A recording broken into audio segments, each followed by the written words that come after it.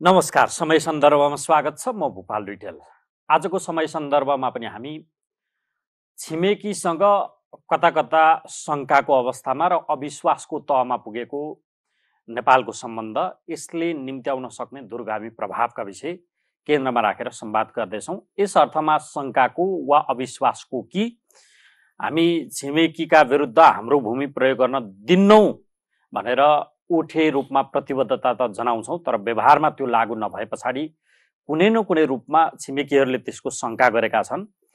अझ सात समुद्र पारीका देशहरूलाई हाम्रो भूमि उपयोग गर्न दिएको हो कि भन्ने तवरबाट चीन सशङ्कित भएको सम्मको विषय यो बेला सार्वजनिक छ र चिनिया विदेश मन्त्री वाङ यीको नेपाल भ्रमण भएको 4 महिना पछाडि परराष्ट्र मामिलालाई गाइड गर्ने त्यो चीनको कम्युनिस्ट पार्टीको विदेश विभाग प्रमुखको नेपाल भ्रमण, त्यो नेपाल भ्रमण सरकारी स्तरको देखिँदैन, पार्टी स्तरको, र चीन अब त्यही चाहन्छ सरकारी स्तरबाट भन्दा पार्टी स्तरको संवादले विश्वासको तह बढाउँछ र आफ्नो कूटनीति सफल रूपमा प्रयोग गर्न पाउँछु कि भन्ने उसको मनसाय वा आशय रहेको बताइरहँदा चीनले चाहेको ट्र्याक टु संवाद र पार्टी स्तरको सम्बन्धको आयाम र आशय के हो, यसै विषयको सेरोफेरो आजको कार्यक्रममा रहनेछ। हामीसँग चीनका लागि नेपालका पूर्व राजदूत राजेश्वर आचार्यसँग कुराकानी गर्दैछौँ। उहाँ 2055 सालदेखि 4 वर्ष सम्भवतः 3 महिना चीनको राजदूत रहनुभयो र नेपालमा उहाँले 5 वटा सरकार खेप्नुभयो त्यो बेचमा, जबकि चीनमा एउटा थियो। अर्थात् गिरिजा प्रसाद कोइरालाको पालामा उहाँ नियुक्त, फेरि कृष्ण भट्टराई, त्यसपछि फेरि गिरिजा, त्यसपछि शेरबहादुर देउवा र लोकेन्द्र बहादुर चन्दसम्म 5 वटा सरकार नेपाल तर्फबाट खेपेको। तर चीनमा जबकि एउटा राष्ट्रपति र त्यही प्रधानमन्त्रीको एउटा सरकार, उनीहरू थाई प्रकृतिमा हामी कुन अस्थिरताको भुमरीमा थियौँ भन्ने यो एउटा उदाहरण पनि हो। यस अर्थमा चीनले खोजेको खास के हो, यिनै विषयको सेरोफेरो आजको कार्यक्रममा रहनेछ। म सर्वप्रथम आजको अतिथिलाई स्वागत गर्छु। स्वागत छ तपाईँलाई। धन्यवाद। सबैभन्दा पहिला चाहिँ ट्र्याक टु संवाद, कूटनीतिमा यसको अर्थ के लाग्छ आम जनतालाई बुझाइदिनुहोस् त। म तीबाट सुरु गर्छु। चीनले खोजेको ट्र्याक टु संवाद। चीनले खोजेको भन्दा पनि ट्र्याक टु संवाद भनेको चाहिँ के हो भने कि सरकारी पक्षमा आफ्ना कुराहरू पुर्याउने, आफ्नो सरोकारका कुराहरू र आफूले चाहेको कुराहरू त्यो सरकार मार्फत अभिव्यक्त गराउने या स्वीकार गराउने प्रक्रियालाई चाहिँ ट्र्याक टु भनिन्छ। र त्यसमा कतिपय गैर सरकारी व्यक्तिहरू, सरकारसँग प्रत्यक्ष संलग्न नभएका तर सरकारको सेरोफेरोमा, त्यसको चाहिँ कोरिडोर अफ पावर हुन्छ नि, त्यो पावरको सेरोफेरोमा बसेका व्यक्तिहरू अथवा सरकारको नीति निर्माणमा प्रभाव पार्न सक्ने त्यस्ता व्यक्तिहरूको सम्पर्क र संवाद, त्यसलाई चाहिँ एउटा मूलभूत रूपमा चाहिँ ट्र्याक टु भन्ने गर्छ। आज चीन त्यही चाहिरहेको छ भन्ने चर्चा छ। कसैले त्यो चैत्रको पहिलो र दोस्रो साता भएको कम्युनिस्ट नेताहरू विष्णु पौडेल र देव गुरुङको चीन भ्रमणसँग पनि जोडिराखेका छन् यसलाई, किनकि चीनको मकसद कम्युनिस्टहरूलाई एक गराउने छ र चुनावी गठबन्धन वा पार्टी एकतासम्म। त्यसकारण ऊ ट्र्याक टु संवादबाट अब लाग्यो भन्ने सम्मको आशय यो बेला व्यक्त भएका छन्। त्यसमा कति सत्यता छ? चीन र अन्य मुलुकको राजनैतिक परिपाटी अलिकति फरक छ। चीनमा चाहिँ कम्युनिस्ट पार्टीको सरकार छ, त्यसैले कम्युनिस्ट पार्टीको विदेश विभाग प्रमुख नेपाल आउनु, नेपाल भ्रमण गर्नु, यसलाई एउटा कन्भेन्सनल रूपको ट्र्याक टु को रूपमा मात्रै बुझेर पुग्दैन। किनभने सरकार त्यहाँको चाहिँ कम्युनिस्ट पार्टीले को मातहतमा छ, कम्युनिस्ट पार्टीले सञ्चालन गर्छ र कम्युनिस्ट पार्टीको महासचिव भएको कारणले राष्ट्रपति हुन् या अन्य व्यक्तिहरू हुन्, उनीहरू चाहिँ पावरफुल हुन्छन्। त्यहाँ राष्ट्रपतिको रूपमा एउटा देखिने पावर त्यो छँदैछ, तर पावरको स्रोत चाहिँ मुख्य रूपमा चाहिँ कम्युनिस्ट पार्टीको महासचिव। र अहिले परिपाटी के पनि छ भने कम्युनिस्ट पार्टीको महासचिव भएको नाताले मिलिट्रीको चिफ पनि यहाँ चाहिँ हामी जुन चाहिँ भन्छौँ नि एउटा के परमाधिपति भने जस्तो PLA को हजुर त्यहाँको चाहिँ पिपल्स लिबरेसन आर्मी जुन हो जसलाई सञ्चालन गरेर माओ त्से-तुङले चीनमा चाहिँ रेड चाइना भन्नु छोडखरीको रूपमा चाहिँ पिपल्स रिपब्लिक अफ चाइना स्थापना गर्नुभयो उहाँले 1949 मा अगस्त 1 को दिन। त्यसैले त्यो पावरको स्रोतको रूपमा चाहिँ त्यहाँ अन्य पार्टीहरू संवैधानिक रूपले अरू 4-5 वटा पार्टीहरू छन्, करिब 8 वटा पार्टी चिनिया कम्युनिस्ट पार्टी समेत। तर चिनिया कम्युनिस्ट पार्टीको नै अम्ब्रेलाभित्र उसैको प्रभुत्वमा यी सबै चिजहरू सञ्चालन हुन्छन्। त्यसैले त्यहाँको राज्य व्यवस्थाको सञ्चालन चाहिँ यो अहिले भनौँ न ल हामीसँग सरोकार राख्ने जुन नेता यहाँ आउनु भएको छ लिउ भन्ने, उहाँ चाहिँ त्यो संस्थाको प्रमुख जसको स्तर चाहिँ मन्त्री स्तरीय हुन्छ। उहाँको स्ट्याटस चाहिँ मन्त्री भनेर तोकेका छैन, तर त्यो विभागको प्रमुख चाहिँ पोर्टफोलियो मात्रै उहाँको पोर्टफोलियो बेग्लै हो, तर उहाँको स्तर चाहिँ मन्त्री स्तरीय हुन्छ। स्टाटस त्यही नै छ। र देशको परराष्ट्र नीति सञ्चालनमा पार्टीहरूलाई कोअर्डिनेट गर्ने, अन्य देशका पार्टीहरूलाई कोअर्डिनेट गर्ने र आफ्नो देशको सरकार का विभिन्न पक्षमा पार्टीले सञ्चालन गर्ने भनेपछि त पार्टीले त आर्थिक हेर्छ, सामाजिक हेर्छ, सांस्कृतिक हेर्छ, विभिन्न रूपका चाहिँ गतिविधिहरू गर्न सक्ने भए र अन्य देशको पनि विभिन्न पार्टीहरू जस्तो गभर्मेन्ट टु गभर्मेन्ट सम्बन्ध हुने हो भने सरकारबाट भइहाल्छ। यसको चाहिँ लिभरेज के छ भने यो गभर्मेन्टसँग पनि जान्छ। यो चाहिँ चिनिया कम्युनिस्ट पार्टीको विदेश विभाग अन्य देशका गभर्मेन्टसँग पनि उसको सरोकार हुन्छ, साथै अन्य देशका पार्टीहरूसँग पनि उसले चाहिँ एउटा भातृत्व सम्बन्ध भनौँ त्यो सम्पर्क राखेर र त्यसको आधारबाट चाहिँ दुईटै देशको चाहिँ पार्टी र सरकार बीचको चाहिँ समन्वय पनि काम गर्ने महत्त्वपूर्ण भूमिका राख्छ। At a time two way communication यसले गरिरहेको छ। हो, त्यसैले यो धेरै पावरफुल संस्था हो चीनको सन्दर्भमा। जम्मा पार्टी स्तरबाट मात्रै बुझ्नु यो गलत हुन सक्छ। मलाई लाग्छ अधुरो हुन्छ। तर जोडबल त पार्टीको विदेश विभाग प्रमुख भनेपछि देखिने गरी त पार्टी टु पार्टी नै बढ्ता बुझिन भयो। बाहिर देख्दाखेरि त्यो हुन्छ, तर त्यहाँको चाहिँ जुन सरकार सञ्चालनको मेकानिजम छ हजुर त्यसलाई बुझेर हेर्दाखेरि चाहिँ यसको चाहिँ दुई धारे तरवार भनौँ, यसले यता पनि चलाउन सक्छ, अर्कोतिर पनि चलाउन सक्छ। पार्टीलाई पनि गभर्मेन्टलाई पनि दुवैतिर चाहिँ यसको सम्पर्क र समन्वय हुन्छ। खास अर्थमा उसले नेपालमा अहिले के चाहेको छ त? यो अघि तपाईँले आफ्नो प्रस्तुतिमा पनि व्यक्त गरिसक्नुभयो र अहिले बाहिर चर्चामा आएका कुराहरू पनि छन्। म मूलतः 2-3 वटा कुराहरू देख्छु। एउटा कुरा उहाँको सन्देश या चीनको भनौँ, चीनको सरकारको या पार्टीको निर्णयबाट नै उहाँहरू मुभ हुनुहुन्छ। यहाँ आएको सरकारी पक्षमा, नेपालको सरकारको पक्षमा एउटा सन्देश दिने।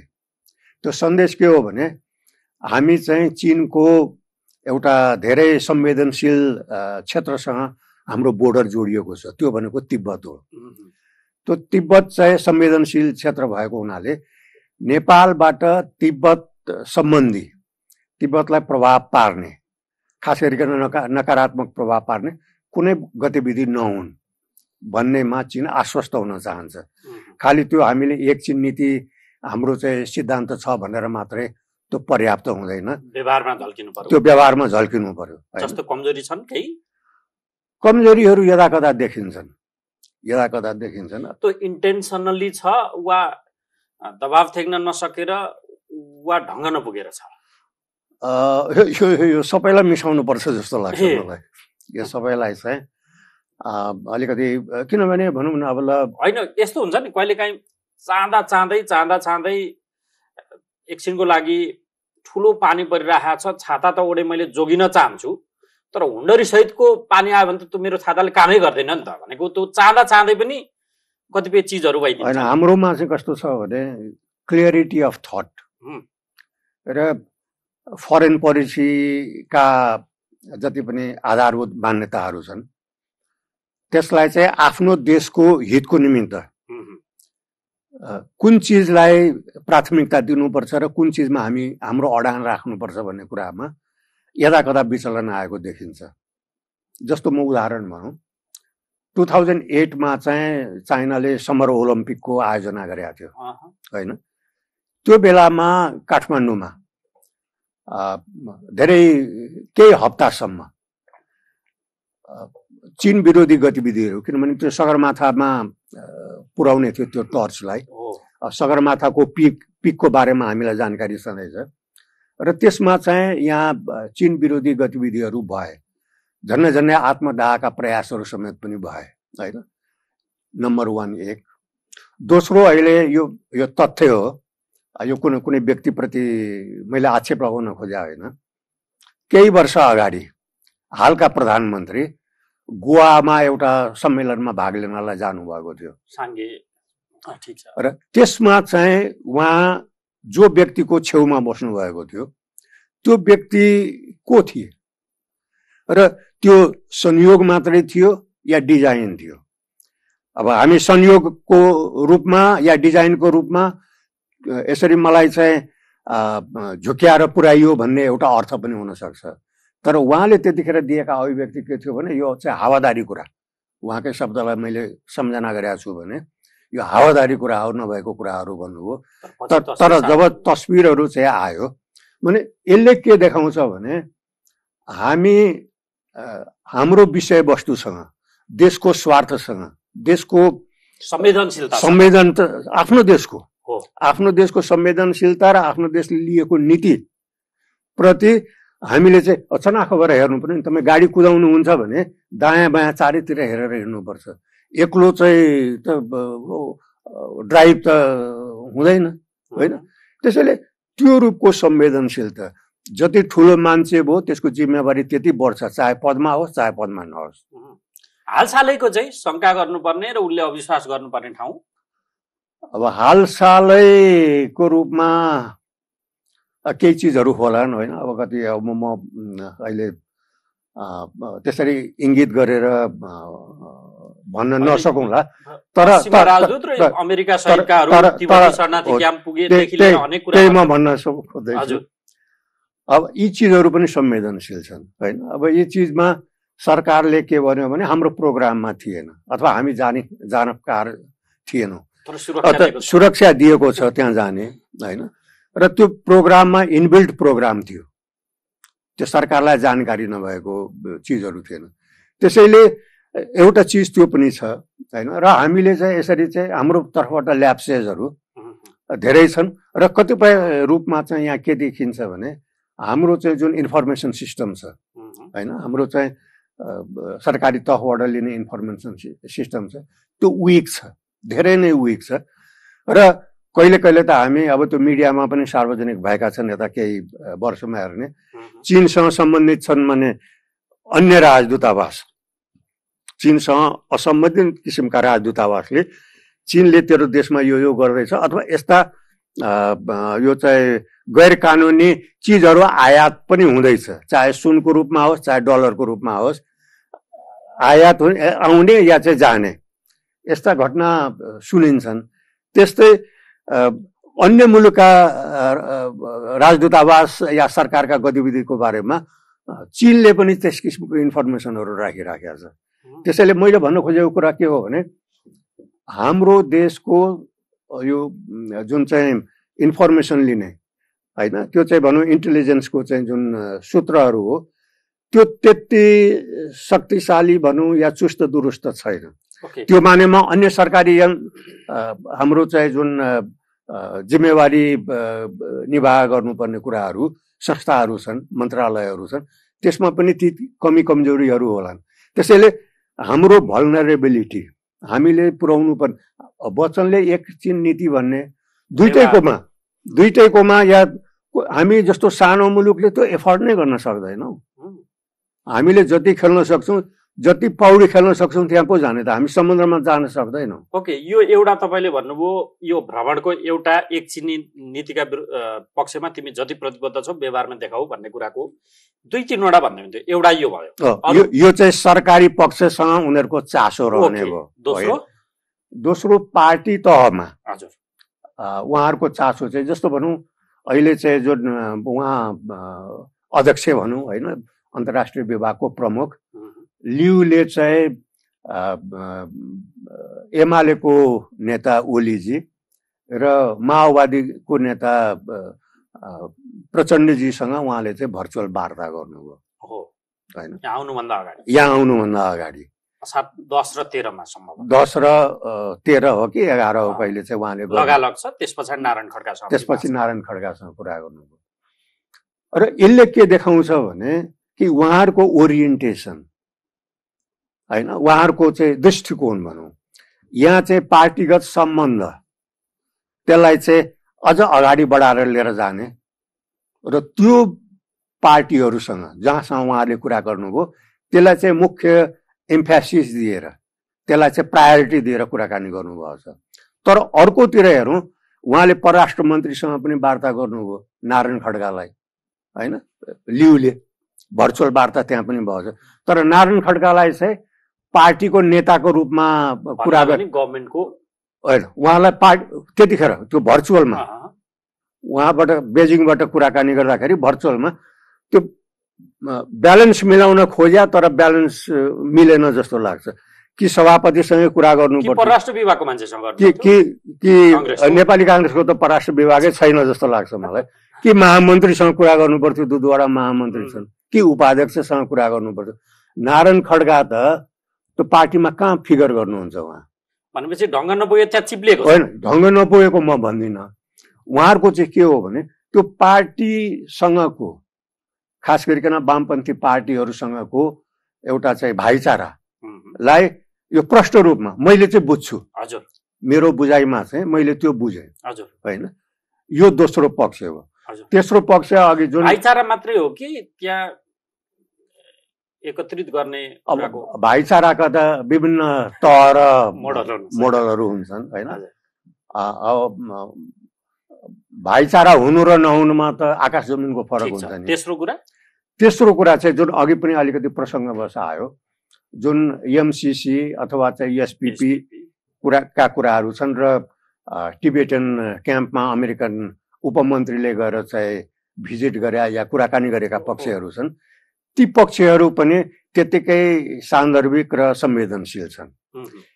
यी तीनवटा पक्षमा बेसिकल्ली यो तीनवटा पक्षमा एउटा गहन संवाद र यो चाहिँ आश्वासन दोहोरिने किसिमको आश्वासन होइन, तर चाहिँ एउटा सोलिड किसिमको आश्वासन, त्यो चीनले त्यो प्रतिबद्धता खोजे जस्तो मलाई लाग्छ। र साथै उनीहरूको एउटा धारणा के पनि छ भने नेपाल गणतन्त्रमा गइसके पछाडि नेपालसँग डिल गर्ने चाहिँ प्रमुख पार्टी प्रमुख नेता को हो त? एउटा छ कि दुईटा छ कि तीनटा, कतिवटासँग सम्पर्क? त्यही कुरा गर्न खोज्दै थिएँ।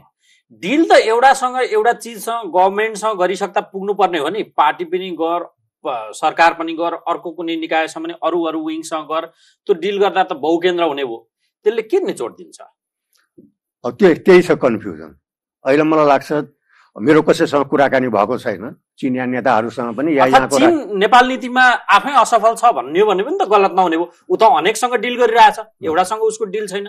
तपाईँ चिनिया नजरबाट नेपाल सम्बन्ध हेर्नु भने त चीन त हर हिसाबले असफल देखिन्छ जस्तो मानौँ। म उदाहरण केही प्रस्तुत नै गर्छु। एमसिसीकै प्रकरण, जो चीन नेपालबाट एमसिसी पास नहोस् भन्ने चाहन्थ्यो हर तवरले, खोलेरै बोल्यो। नेकपा नफुटोस् भन्ने हर तवरले चाहन्थ्यो।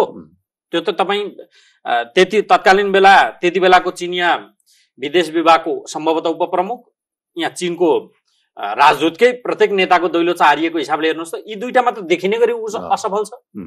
अर्कोतिर भ्याक्सिनकै मामिलामा पनि ऊ अलिक ढिलो गरी मात्रै देखिने गरी आएको छ। भनेपछि त छिमेकीसँगको सम्बन्धको हिसाबले त छिमेकी जोडिएको चाहिँ विषय लागू हुन्न, 7 समुद्र पारीको लागू हुन्छ भनेपछि त चीन आफै असफल होइन र नेपाल मामिलामा? अब चीन पछाडि देखियो त्यसमा होइन। अब त्यसमा चाहिँ दुवै पक्षको भनौँ, यताको पनि चाहना के थियो, उताको पनि चाहना के थियो होइन। चीनको त्यो घोषित रूपमा त्यो चिज त आएको छैन, यहाँ पार्टी मिलाउने या जुटाउने भन्ने त उसको आएको छैन, तर व्यवहारले पुष्टि गर्छ। त्यो रूपमा चाहिँ उनीहरूले चाहे अनुसारको कुराहरू भएन। भन्नुको अर्थ उनीहरू असफल छन्? त्यो भएन। नेपाल मामिलामा त उनीहरू असफल भए। हजुर, भनेको तपाईँ कोसँग डिल गर्ने भन्ने एउटा विश्वसनीय संयन्त्रको अभाव हो। निश्चय नै, निश्चय। संयन्त्र हुँदा पनि उनीहरूले जोगाएनन् नि त फेरि। अब त्यो अन्तर्राष्ट्रिय राजनीतिको घटनाक्रमहरू विभिन्न हुन सक्छ, त्यसका चाहिँ भित्री करेन्टहरू ती विभिन्न हुन्छन्, हुने नै भए। अब उनीहरूको त्यतिखेरको के थियो अब त्यो रूपमा त्यतापट्टि। तर त्यही बेलाको मानौ मैले राजाकालीन समयको कुरा गर्दैछु, राज संस्थाकालीन स्थायी संयन्त्र त मैले बुझेँ राज संस्था थियो, त्यसलाई उनीहरूले जोगाउन सकेनन्। यदि उनीहरू त्यो चाहन्थे भने त थाई संयन्त्रको खोज्यो भने भएको थाई संयन्त्रलाई पनि त जोगाउनु पर्थ्यो नि भन्ने प्रश्न त अभियसली आउने भयो। अर्को चाहिँ तपाईँ राजदूत हुँदाको कालमै पनि थाई संयन्त्र हुँदाहुँदै पनि सरकारकै हिसाबले त 6 वटा सरकार, गिरिजाकै 2टा 3टा पुनर्गठन समेत गरेको हिसाबले किसुनजीको, सूर्यबहादुरको, बिचमा शेरबहादुर र लोकेन्द्र बहादुरको 5 वटा सरकार। उता त जम्मै एउटा राष्ट्रपति एउटै सरकार थियो। के बुझ्थे त उनीहरूले? थाई संयन्त्र हुँदा पनि सरकार त अदल-बदल यहाँको त हाम्रो त्यो चाहिँ उहाँ चाहिँ जस्तो अघि मैले बताएँ कम्युनिस्ट पार्टीको सुप्रिमेसी छ चीनमा, होइन? यहाँ त राजाको पनि सुप्रिमेसी थिएन। यहाँ त राजा त एउटा कन्स्टिट्युसनल हेड मात्रै थिए। त्यसका पनि आफ्ना लिमिटेसनहरू छन्, अथवा त्यो अर्को पाटो छ, त्यो कुनै अर्को बेलामा कुराकानी गरौँला। तर नेपालमा चाहिँ जुन प्रजातान्त्रिक प्रक्रिया अनुसार यो जुन संख्यागत खेल छ हाम्रो, अहिले पनि त्यही छ। अब आउने पछाडिको 6 महिना पछाडि हुने जुन चुनाव छ त्यस पछाडि पनि यही खेल दोहोरिन्छ। नेपालको हाम्रो नियति नै सायद चाहिँ यो अस्थिरता हो, होइन? त्यसैले त्यो हाम्रो नेताहरूले त्यसलाई जोगाउन सकेनन्। त्यो कारणले गर्दाखेरि चाहिँ अब राजा हुँदाखेरि नै यहाँ थिए भन्ने कुराहरू भएन। तर राजा हुँदाखेरिको अवस्थामा उनीहरूको एउटा के थियो भने कमसेकम दरबारमा कुरा पुऱ्यायो भने हाम्रो संवेदनशीलताको त्यहाँबाट एड्रेस हुन्छ भन्ने उनीहरूलाई थियो। त्यो विश्वास थियो। त्यही विश्वास व्यवहारमा देखिन्थ्यो पनि। त्यो व्यवहारमा देखिन्थ्यो। अर्थात् त्यही बेलाको राष्ट्रपति त जियाङ जेमिन, होइन? अनि प्रधानमन्त्री त्यो बेला जुरोङजी। उनीहरू तह र राजाको तहमा डाइरेक्ट कुराकानी पनि हुन्थ्यो त्यो बेला, या सूचना मात्रै पुग्थे? डाइरेक्ट कुराकानी भएको त मलाई सम्झना छैन मेरो पालामा, होइन? तर सूचनाहरूको आदान प्रदान हुन्थ्यो। सूचनाहरू आदान प्रदान हुन्थ्यो र राज परिवारको तहमा पुगिसके पछाडि उनीहरूले पुर्याएको सूचनामा कडाइका साथ त्यसमा अडिग नेपाल रहन्थ्यो भन्ने विश्वास थियो। राजा संवैधानिक हुँदाखेरि पनि त्यो सुनवाई हुन्थ्यो। आजको दिनमा त्यो चाहिँ घटेको छ र शङ्काको तहमा उनीहरू पुगेका छन्। निश्चय नै शङ्काको तहमा पुग्नु भनेको त आफैमा देशको सम्बन्धको हिसाबले त हाम्रो परराष्ट्र नीति वा उसकै परराष्ट्र नीति असफल हो नि, होइन? हामी उसको बारेमा नजाउँ, होइन? चाइनाको बारेमा नजाउँ। हामीले चाहिँ हाम्रो घर अर्डरमा गर्नुपर्ने हो। मलाई मेरो देशसँग सरोकार छ, होइन? मेरो देशको सरकार चुस्त दुरुस्त हुनु पर्यो, मेरो देशको परराष्ट्र नीति चुस्त दुरुस्त हुनु पर्यो, मेरो देशको परराष्ट्र मन्त्रालय मन्त्री र त्यो संस्थाले नियुक्त गर्ने राजदूतहरू चुस्त दुरुस्त हुनु पर्यो, जसले देशको चाहिँ हित र सुरक्षाको संवेदनशीलतालाई दिगो दरिलो र विश्वसनीय स्थितिमा सञ्चालन गर्नु पर्यो।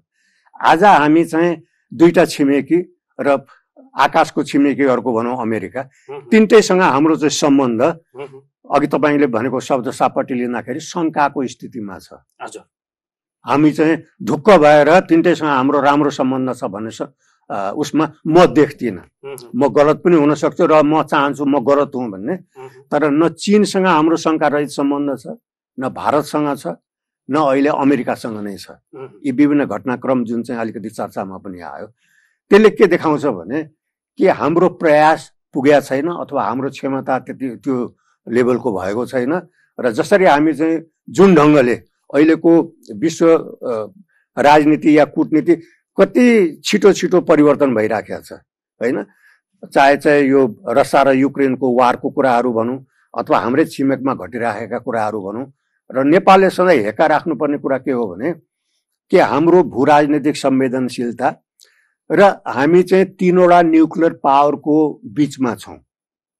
एकातिर इन्डिया छ, अर्कोतिर चाइना छ, अर्कोतिर पाकिस्तान छ।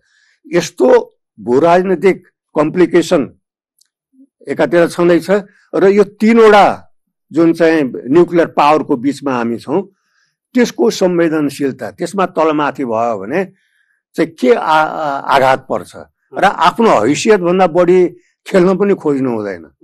हामी पोखरीमा पौडी खेल्न सकौँला तर हामी खोलामा पनि नदीमा पनि जान सक्दैनौँ, समुद्रको उता कुरा छोडिदिउँ। त्यसैले हाम्रो कूटनीतिलाई पनि हामीले हाम्रो दायराभित्र मात्रै एउटा सक्रियतापूर्वक र बहुतै सन्तुलित रूपमा व्यवहार गर्न सक्नुपर्छ। त्यसमा नै हाम्रो सफलता रहन्छ।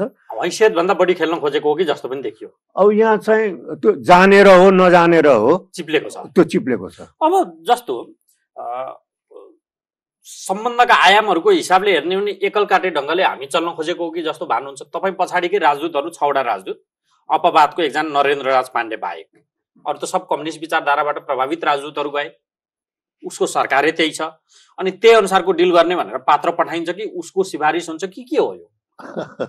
अब यो त म जानकार छैन, तर देखिन्छ नि त्यो। म जानकार छैन। यहाँ चाहिँ पार्टीको कोटा जस्तो चाहिँ तोकिया रहेछ अहिले होइन, त्यही आधारबाट चाहिँ पार्टीको कोटा जस्तोबाट चाहिँ मान्छेहरू गइराखेका छन्।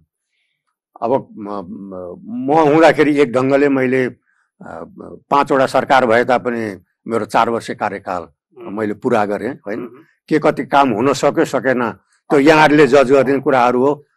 तर एउटै विचारधाराको व्यक्ति बारम्बार पठाइन्छ भने त्यसले कुनै न कुनै रूपमा एकल काटे त्यो चाहिँ त्यो कति प्रभावकारी हो त्यो रूपमा हेरौँ। त्यो यहाँबाट मान्छे पठाइनु एउटा पक्ष होला, त्यो कति प्रभावकारी हो, मुलुकको निमित्त त्यो कति हितकर रह्यो या रहेन, त्यो पक्षमा पनि विश्लेषण र अनुसन्धान गर्न आवश्यक छ। हस्, महत्त्वपूर्ण समय संवादका लागि तपाईँलाई धन्यवाद। हस्, धन्यवाद। हामीसँग हुनुहुन्थ्यो चीनका लागि नेपाली पूर्व राजदूत राजेश्वर आचार्य। उहाँसँग हामीले नेपाल चीन सम्बन्धका आयाम, चीनले नेपालसँग के चाहन्छ र नेपालले चीनसँग के चाहनुपर्छ यिनै विषय सन्दर्भ थियो। चीनका जुन चिनिया कम्युनिस्ट पार्टीका परराष्ट्र विभाग प्रमुख नेपाल भ्रमणमा हुनुहुन्छ, उहाँको भ्रमणको सन्दर्भ पारेर अर्को अङ्कमा फेरि तपाईँहरू भेट हुने नै छ। हामीलाई आजलाई बिदा दिनुहोस्। नमस्कार।